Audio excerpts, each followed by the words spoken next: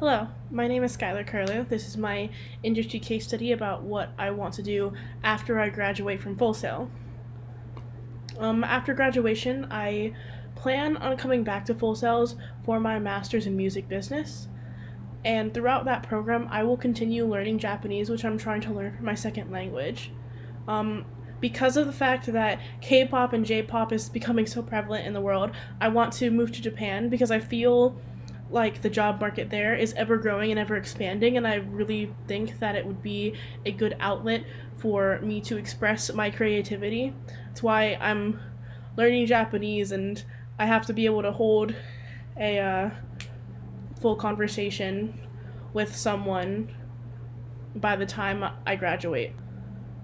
I'm also in the process of studying the Japanese music industry as a whole, so I know what producers want, and I want to become a mastering engineer for J-pop or even K-pop if I decide to in the future move to South Korea.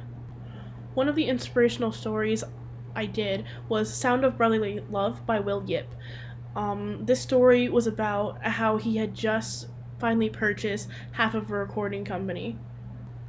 He talked about how he started off as a drummer, and he also preaches the importance of networking and really getting to know your peers. You have those connections in your chosen industry. It applies to every single industry, not just music or, I'd say, sportscasting, maybe, just as an example. And he now owns half of a record studio with his ex-professor. He also expresses the importance of sticking to what you want to do and what you love. His story was really inspirational to me, and he is the embodiment of what I'm striving to do in my life. In the next inspirational story, we have Balancing Act by Joe Lambert. He graduated from Full Sail University in 1993, which is a few years before I was born. I was born in 2001. He graduated with an associate's degree in recording engineering, and his first job was an assistant engineer. He began to work extremely hard to master the skills he needed to open his own practice, and he speaks about the importance of making music sound the same across all platforms, because why would you want the music to sound different on your computer versus your phone? You want it to sound the same. He also speaks about how long it takes to even master a song, speaking about all the kinds of technicalities that he has to go through. Now he masters music in just a few hours.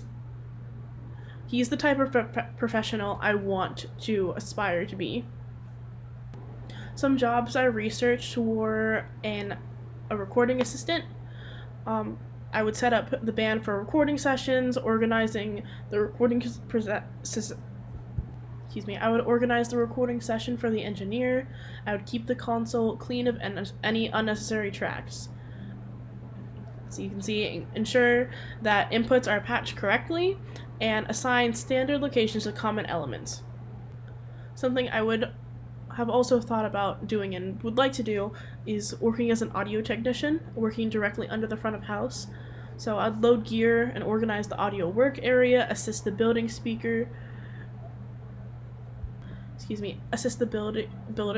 speaker arrays and laying XLR, and run Audio Snake and set up console positions, backline gear, musicians' amps and microphones, testing microphones, etc. Now this is a little bit different from what I want to do, but this is for TV and film. A sound assistant. I would help prep the gear, attend blocking rehearsal. Identifying gear is really important in this job as well. Setting up and placing components properly, placing microphones for TV shots, and making sure that they're perfect. Running cables out of the way of the crew members.